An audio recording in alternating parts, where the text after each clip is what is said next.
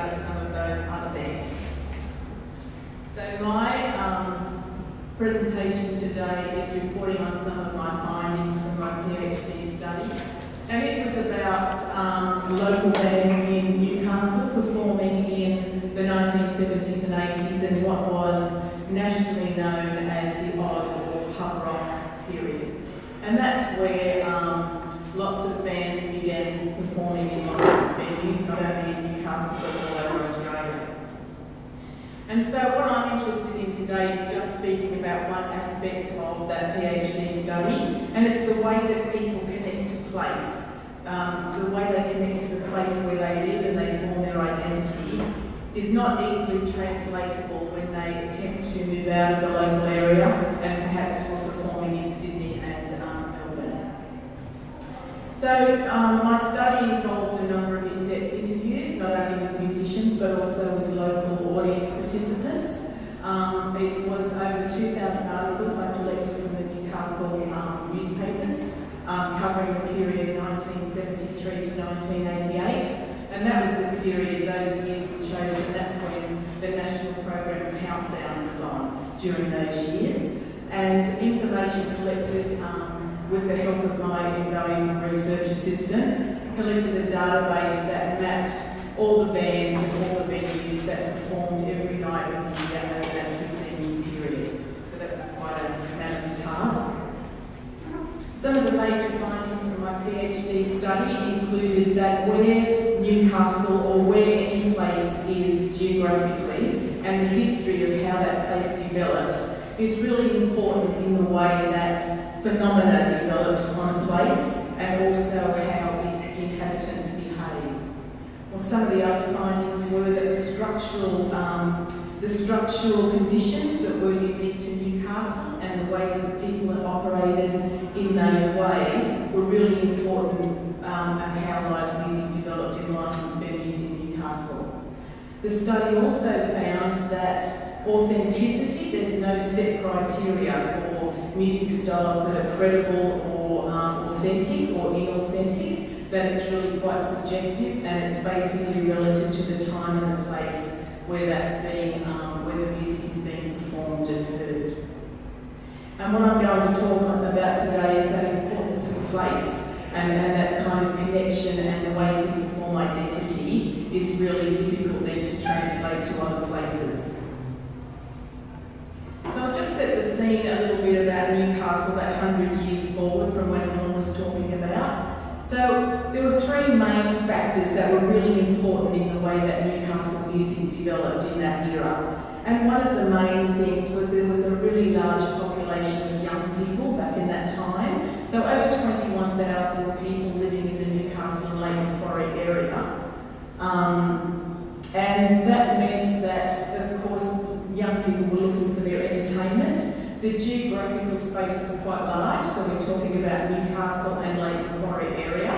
And so because of the original way that Newcastle suburbs had developed, the infrastructure was growing up in their little separate communities, so all the different communities had their own licensed venues. So by the time 1973 came around, there was really quite a large number of venues. 153 venues were identified across the region within that time period. Not all existed at the same time, of course. There was also 26 local bands performing in rock and pop styles in 1973 that were identified. By 1987, that number had grown to about 148 bands that we could identify. So you can see that growth in that local music industry at the time. Also important was Newcastle's close proximity to Sydney, and that was really important to local musicians. It was important to audiences in that they got this great range of not only local bands but also bands that were making a name for themselves coming up from Sydney and places out of the area. But it was important for our local bands because they could use watching these more experienced bands from the bigger cities to hone their skills. It's provided support work for some of the bands in Newcastle who were interested in raising their profile by supporting some of these large bands, and also gave an opportunity for Newcastle bands to really quite readily travel to Sydney and perform in Sydney quite regularly. So this was all creating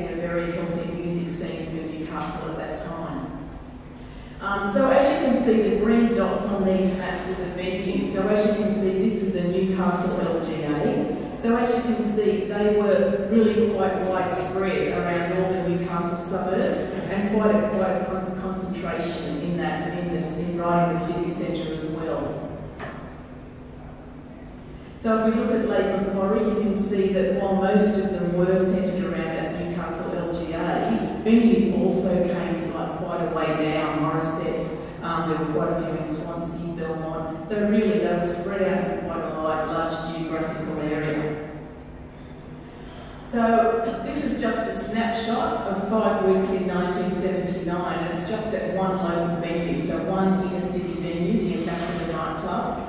And for people that grew up in that era and were around, those bands were really who made a name for themselves on the national scene. Many of those names would be recognisable, so the Radiators, Midnight Oil, Split End, Swanee. So these kind of bands were performing very, very regularly in Newcastle during this time. So it really complemented and enhanced what was going on in the local music scene.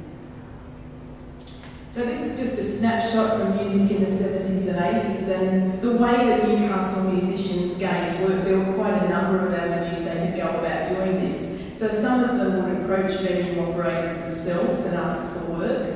Others would work through local booking agencies. Some would do a bit of both. Some would go out and find their own work and also accept jobs from local agencies. If they were happy to travel out of the area, that also enhanced the amount of work that they could get. There was lots of venues in the hinterlands of Newcastle, so lots of venues up at the Port Stephens Way, Cessnock. People travelled to Maitland, Singleton, Muswellbrook, Tamworth to perform, so enhancing, building up their audiences around the local region and on the outskirts as well. And supporting those more experienced bands, as I said before. There was also at any given time in Newcastle through that period a hierarchy of bands. So there was probably about 5 or 6 bands that were considered in the top hierarchy at any given time. So as well as those, there was also lots of bands underneath those top, most popular bands in Newcastle. And some of them really just aspired to become as good as the best bands in Newcastle. A lot of them didn't really have any desire to leave Newcastle. They just aspired to become as good as the top Newcastle bands. So this created a really, really healthy local music scene. And a lot of them combined day jobs, so other paid work with their band work. So that further embedded them into that connection with place and their connection with the local Newcastle area.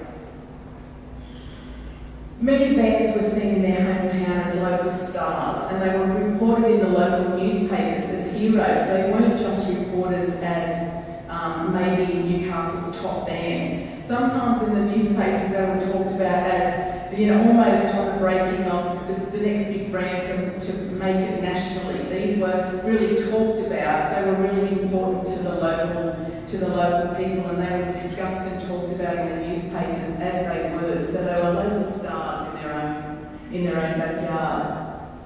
And Leo Delagrotta, he was a musician in Newcastle at the time. He was also a local journalist writing about music. And he saw his role is just writing about the very best he could for local musicians. He wasn't about critiquing them or writing negative things. His sole aim was to present Newcastle bands in the best way that he could. And so evidence too that, so bands coming from out of the area, even though local audiences really embraced those, a quote from one of the local musicians I spoke to said, you know, bands like Cold Chisel, who later on really became a name on the national stage, nobody would go and see them if they played in Newcastle before they were known, but local bands, they really flocked to see them. So there was that great support and groundswell for our local musicians.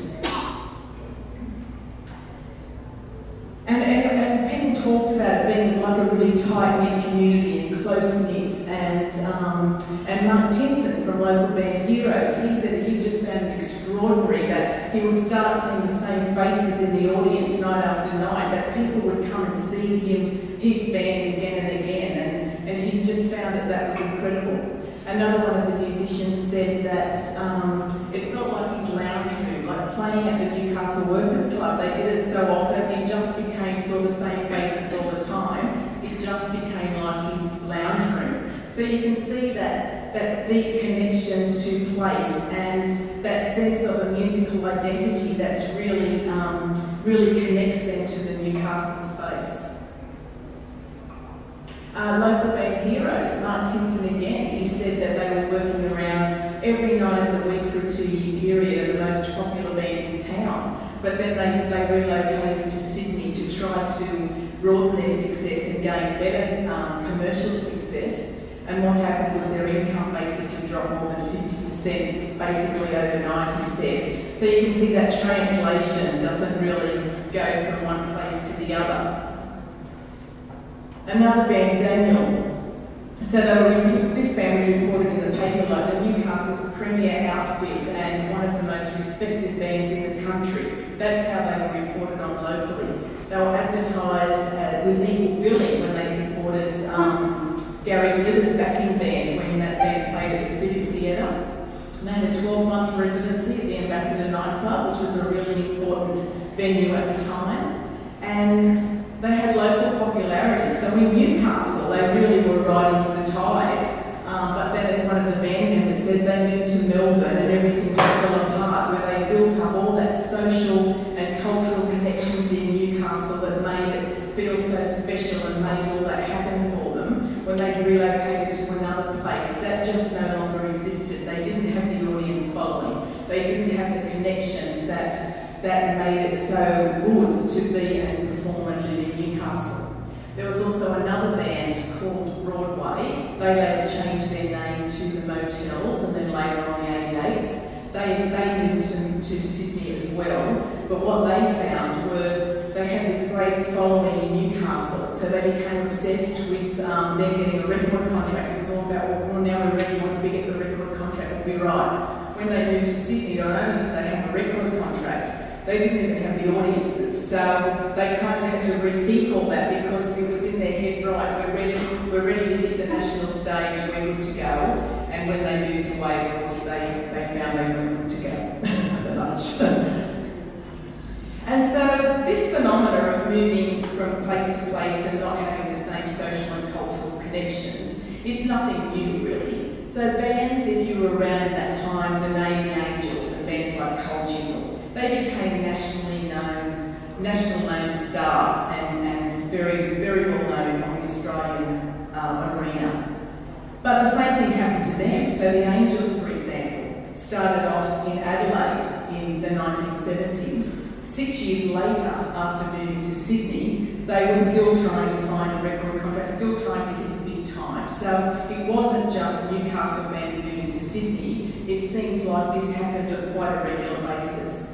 The same thing as Cold Chisel, same thing. They formed in Adelaide, and for the band's website, on the band's website, it says for the next 4 years they just did over 300 gigs travelling around Australia in the pubs and clubs of Australia, trying to get that foot in the door, build up enough audiences that they would have enough people that would buy their records.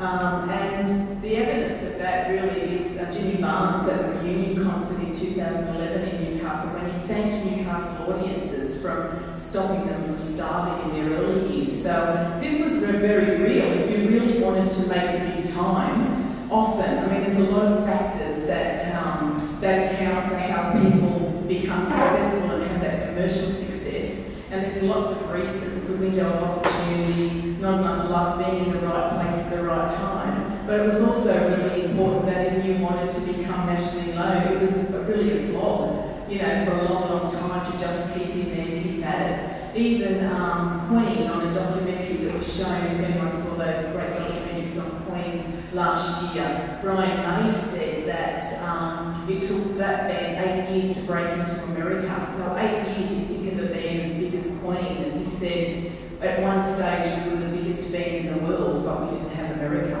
So it just goes to show that often what relates in one place just doesn't translate into another place very well. But what may have been unique to Newcastle, or what may have been something that isn't so common, is the fact that what Newcastle come to offer its local musicians was a bit different than maybe other places. So in other of the major big cities, so for Brisbane, it was the era of Joe Bjork Peterson up there, and Andrew Stafford has written a great book called Pig City. and he writes that the infrastructure and everything that was set up in Sydney and Melbourne for bands became a real magnet for Brisbane musicians to move and live down there and never to return. And the same thing's been written about Adelaide. Don Morrison, in his book This Could Be Big, he's still a musician and came from Adelaide. He said the same thing. People would move to the larger states and not to the larger cities and then just never to return. And the same as Perth. There was little opportunity to remain in Perth from Carly Smith. Now that is a really significant difference to what was occurring in Newcastle at that time. See, what we had in Newcastle was enough of a music scene that made remaining in Newcastle a viable option. And in lots and lots of ways, it also compensated for that lack of commercial success. So a lot of them remained embedded in what they already had here. As I said before, a lot of them had no aspiration to move out of town and relocate to other areas. A lot of them were just happy to live and perform in Newcastle because it offered so much that they didn't get when they moved to other areas. And also the bands that did go and move away, when they came back, they weren't seen as, oh, you went away and you failed. They came back as even more heroes because, they went off and they tried it and it didn't matter. To them, they did succeed. It didn't matter that they didn't come back with $1 million sales of records. They were local heroes.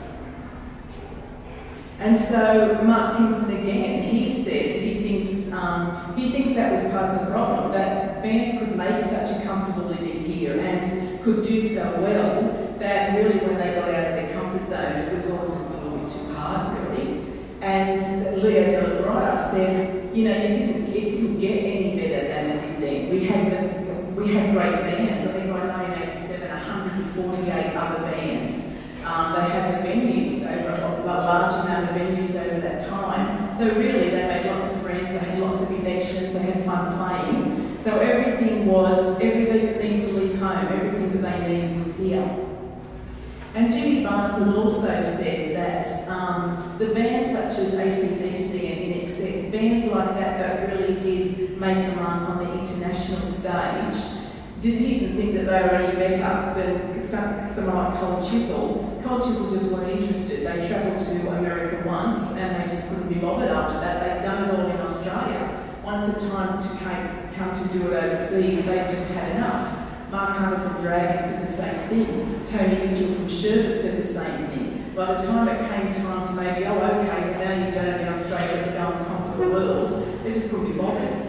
So on that little micro scale, that's what was happening in Newcastle. My participants said the bands that we were watching at some of these nightclubs, bands like Cold Chisel and INXS, bands that really started to have that national profile, weren't any better than what we had here. The difference was, our guys had it so good in Newcastle, they really didn't see any advantage of starting in Sydney for the next 3 or 4 years until something started to happen for them commercially. And also by the 1980s, with the help of a promoter called Peter Anderson and his Rock City Promotions, there really wasn't anything to leave home for again because he put all the infrastructure in place in Newcastle. So then there really wasn't anything to leave home for. So just in conclusion, I've argued that that sense of personal and community connections and that development and formation of a musical identity is really specific to where someone lives and where they form that musical identity, and it's not easily translatable to other areas. But what Newcastle came to offer was that social and cultural connection that made it so that they were just so comfortable that they had developed here themselves, so there was no real